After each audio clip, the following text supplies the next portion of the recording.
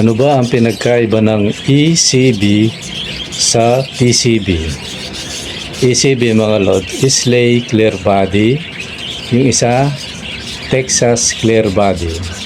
Ano nga ba ang pagkakaiba ng dalawa na to mga lords?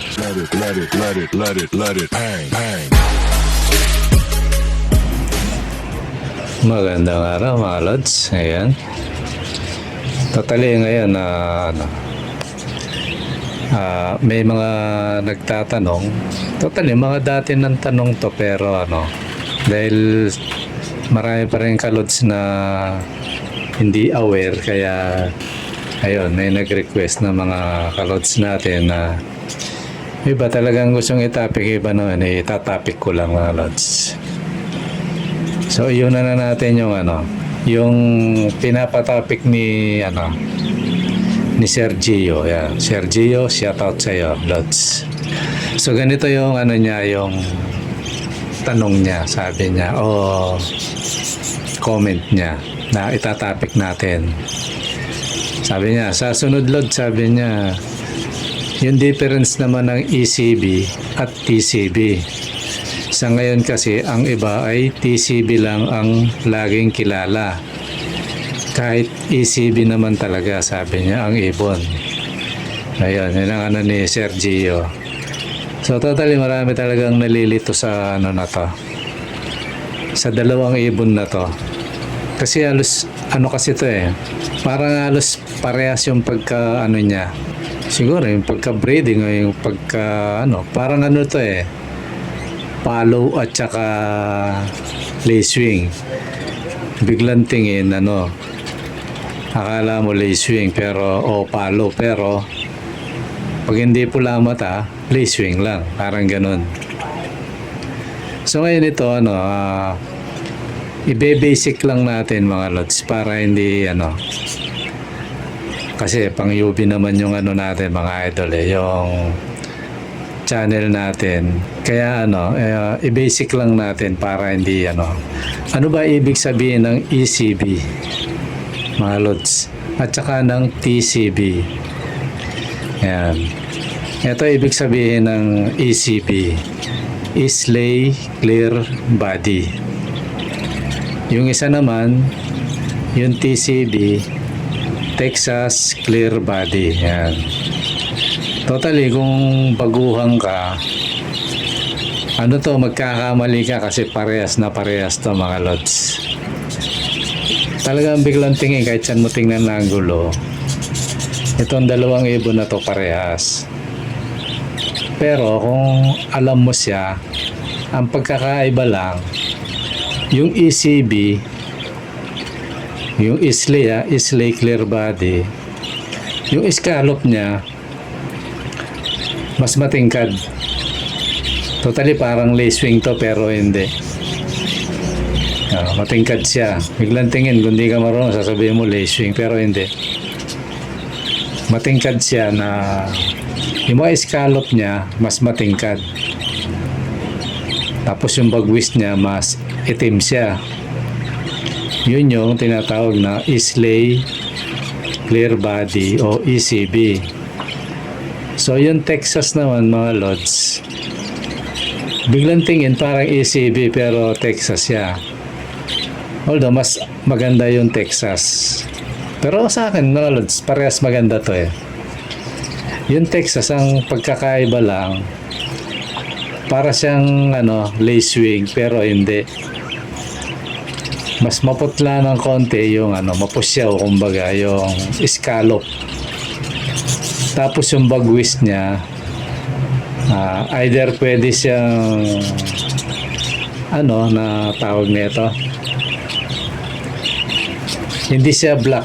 May tawag dito sa niya yun yung napagkakamalang mutation pero hindi. Ano nga ba yun? Full body graving yun, parang ganon. Parang ganon siya. Pero totally sa ECB tsaka TCB, yung isa, yung ECB black wing, yung either pwede siyang maging clear wing, pwede siyang maging gray wing. Yun, sabihin mo pusyaw. Pero ano siya, halos magkahawig kasi meron akong napanood, ano eh.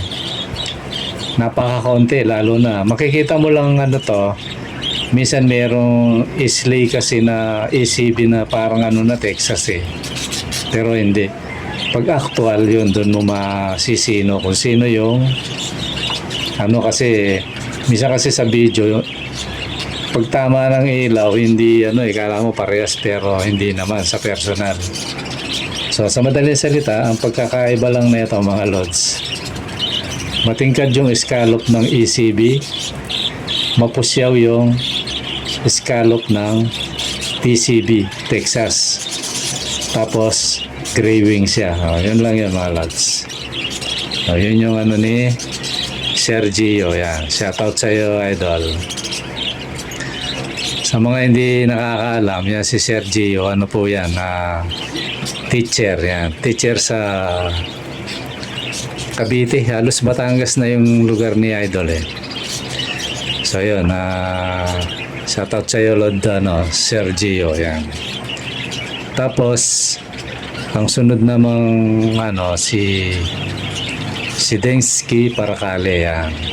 Sabi niya, Lord, sabi niya, pwede po ba pair ang magkapatid po na parakits? Oo naman, kasi ano naman yan eh, wala namang problema yan. Ito personal kong opinion to. Kasi nasubok ko na eh. Sabi nung iba, magkakaroon ng mga defect. Yeah, tagal-tagal ko na pinagbabangga ko yung magkapatid, wala naman. Wala naman defecto. Ang pagkakaiba lang, napansin ko, baka sa budget lang to kasi hindi ko pa nasubok sa mga maliliit na lahi eh. Ang pagkakaiba lang, yung lahat ng binangga ko na magkapatid, mabagal silang dumami. Minsan isa lang ang inakay, dalawa. Yan, ganun pag magkapatid. Sa experience ko. At saka mga budget kasi yung mga pinagbabangga ko eh. Doon ako na-challenge kasi malalaki sila. Gusto kong dumami. Ngayon, maaaring doon lang. Pero sa malilit, di ko pa nasubok. So yun, wala namang naging problema mga lods. Yun, ang nagiging epekto lang nun sa pakiwari ko, hindi nadadami yung mutation mo. Halimbawa, Texas sila, di ba? Magkapatid. Texas clear body, halimbawa, magkapatid. Puro ganun na yun. Ngayon, kung nagpaparami ka kagaya ko, pinaparami ko yung sana, kasi ang bagal dumami. Pero kung matulin silang dumami sana, maganda yon kung nagpaparami ka. Yun lang yun. Kasi ang purpose ko naman sa akin, kaya ako nagpares ng magkapatid, gusto kong dumami yung malalaki. Tapos ang pag malalaki na, budget na, ibabangga ako dun sa medium size. So, pag nagbuga yon, maganda yung sukat mga lods, big size. Yun lang yun ang purpose ko doon. Pero hindi ko layo na magbangga ng magkapatid kasi hindi na mababago yung mutation mo. Gandong ka na lang mga lods. Yun ang disadvantage nun. Pero yung mga may depekto, lang yun, nagkataon lang yun kasi meron nga ako rito hindi naman magkapatid yung pinagpares ko pero may may defect pero minor sa tuka lang. Hindi magkapatid yung yung mga parents pero ba't gano'n, di ba lang yung mga lods ako hindi ako naniniwala doon. Kung lalaliman ko to haba tayo kaya minor lang tayo. Yun lang yung sagot ko doon, hindi yun. Lalo na kung yun lang ibon mo, gagawin mo, di ba yun. Walang doon. Yun, sarili kong opinion yun mga lods. Ang sunod nating sasagutin si Guis yan. G-U-I-Z-Z yan. Guis official yan. Wala TV. Maring si Lods, alias lang niya to. Yung tanong niya, sabi niya, Lods, tanong ko lang, sabi niya, normal lang po ba yung ayaw pumasok ng kit sa nest box? Yan ang tanong ni Idol Guis. Wish nga babasa rito mga lods. So ganito mga lods, yung una-una, tingnan mo yung ano mo, yung ano mo, ibon mo, yung kids mo. Baka mamaya bata pa. Diba, no? Kasi kung bata pa, talagang laro pang alam niyan. Papasok man niya, papasok lalabas, papasok lalabas. Pero hindi itlog yan, kasi bata pa. Kaya importante kasi mga lods, ito, maano ko lang. Pag nagpe-pair tayo, kung gusto mong maging maganda yung breeding nyo, yan, kagaya nakikita yun sa akin, diba? Successful, yan. Itama nyo sa edad. Siguro pinakabataan yung pagparisin, 8 buwan. Ako 10 months nga eh. O, diba, no? Sa umpisa lang naman yun, pero pag marami na yung ano mo, hindi ka na may inip eh. Yung inip sa umpisa lang yan. Naring konti yung ano, kaya parang nainip ka. Pero ano, pag magpapares ka, siguruhin mo nasa edad sila. Kasi mga lods, kung ang edad ng ibon ay nasa 10 months, diba, no? Sabihin ng iba, tagal naman ba't yung narinig ko 3 months umitlog na. Iitlog talaga yan. Kakastahin talaga ng ano yan, ng Omega Paris. Kaya lang, sayang lang yung panahon mo dyan. Maring maging infertile. Kumbaga parang bata pa nga, wala pang alam sa buhay. Kumbaga, kahit sa tao nga compare mo sa taong batang nag-asawa.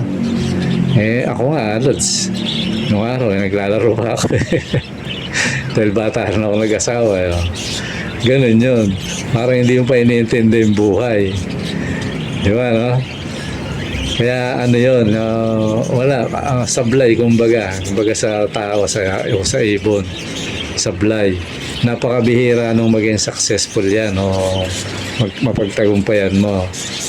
Dami ko nang naringgan gano'n, no? Although ako, hindi ko sinubok. Kasi dami na naka-experience, so subukin ko pa ba, di ba, no? Sapat na sa akin yun. Kasi bata nga Ngayon, kung mature naman yung ibon mo, tapos ayaw pumasok, tingnan mo yung nest box mo, mga lods. Baka napapasok ng bubwit yan, o ng ipis, ng butiki. May kinatatakutan yung ibon mo. Mga possible ganon. O nabubulabog siya, di ba, no? Pero kung hindi naman yon, baka bata naman yung alaga mo, lods. Yun lang yung mga possible Kasi ako, kadasalan ko, sabi ko nga sa inyo pagsalang ko ngayon, talagang nakikita ko, paris na. Pagbitaw ko, yung attitude na yun, kagad yun. Salpukan agad yun. Ganun yung mga lods, yung tamang pag-prepare. So yun ang ko sa'yo, idol. Ngayon, magtanong ka na lang kung ano pa yung mo. Kasi minsan nga, nangitlog na tapos biglang magtataka ka.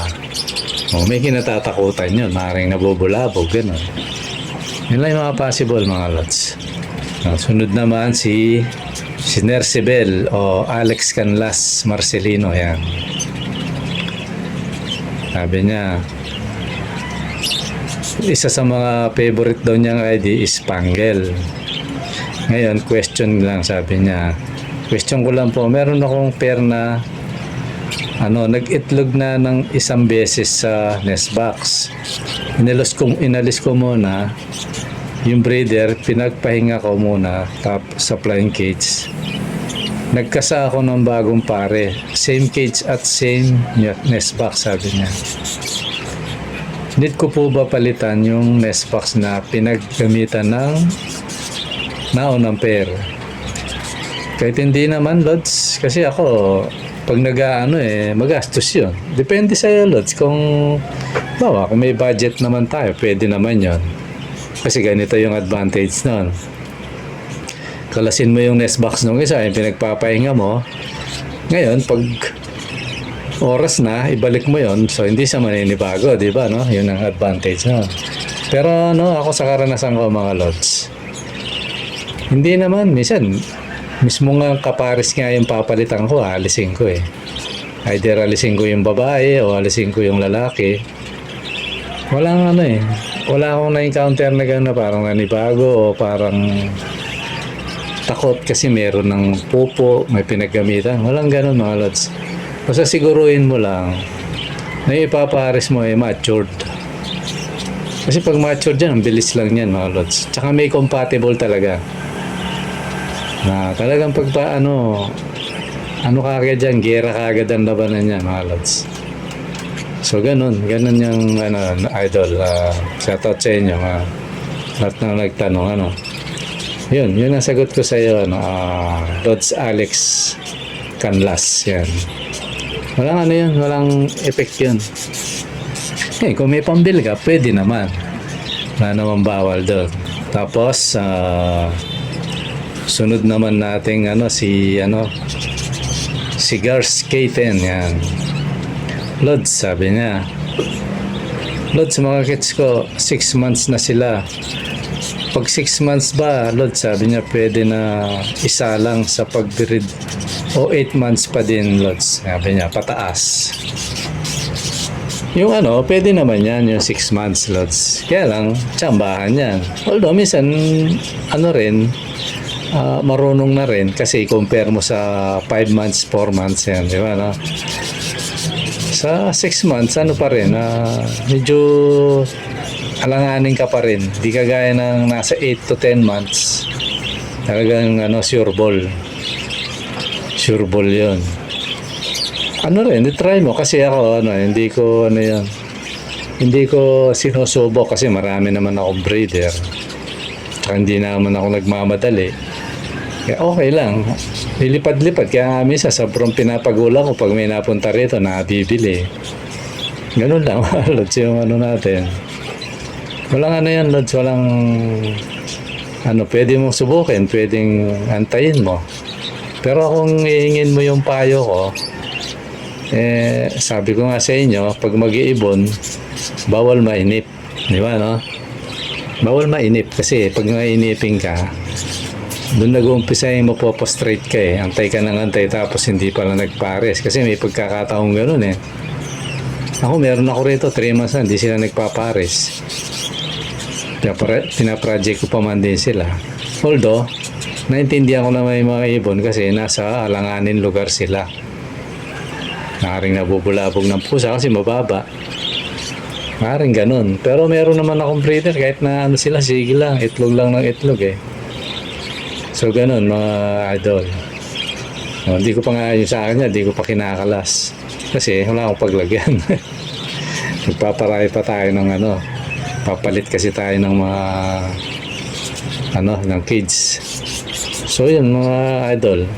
Walang yun. Hindi i-try mo. Kaya lang ang disadvantage kasi pag sinalang mong bata, mag-aantay ka rin.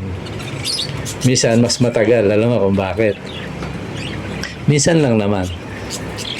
Kasi bata pa nga. Wala pa sa kondisyon yan. Pag pinagpares mo, wala lang. Hindi kagaya ng matured. Talagang lalo na pag sa flying kids. Although, pwede naman force pairing. Pagsalang mo, kagad dyan? Liligawan kagad ng yung babae. Ganun yun mga lods. Pero naman yan, ibon natin yan. Karapatan naman nating yan. Na kung ipares natin o magantay tayo, di ba, no? Kaya lang, masaklap dyan, sinalang mo 6 months, tapos hindi nagpapares, yun lang, mas matagal. Ang advantage kasi, Lods, ng nasa edad, bitaw na yung kumbaga. Kokak na yun. Kaya, paglagay mo sa breeding cage, salpukan agad yun. Yun ang advantage ng mga idol. So, ayan Lods, yun lang muna siguro yung natin, puro tanong, kasi baka matambakan na naman ako, kaya minabuti kong sana Lods, puro ganun, maganda yung ganyang natin. Yung bang kumba, tayo, alam na natin, gusto nating i-share yung para sa mga kasama natin, pwede naman yun. Hindi ko sobrang di paiksiin natin, di ba, no? Ganun lang ng natin mga Lods.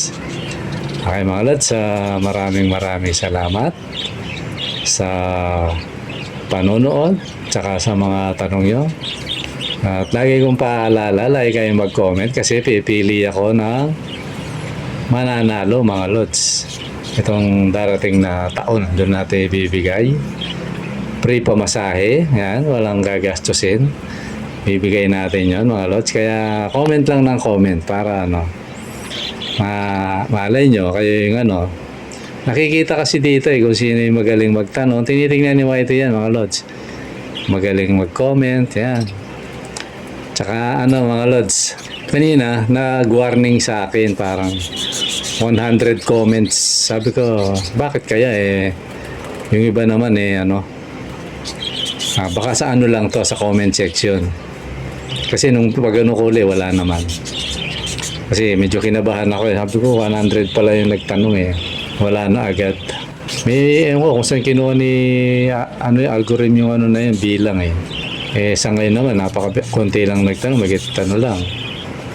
Kasama na yata yung sagot ko, nasa magit 20 lang Pero hindi ko ano, kasi baka pati yung ibang ano inaano niya bago mag-update. Yun, ganun siguro. Yun lang ano natin mga idol.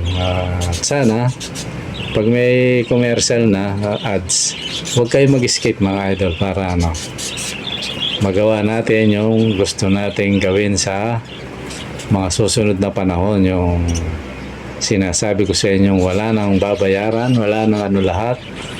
Libre na, tatanggapin mo na lang. Antayin mo na lang sa bahay yung alaga mo. Meron ng kulungan, meron na kompleto. Complete set, kumbaga.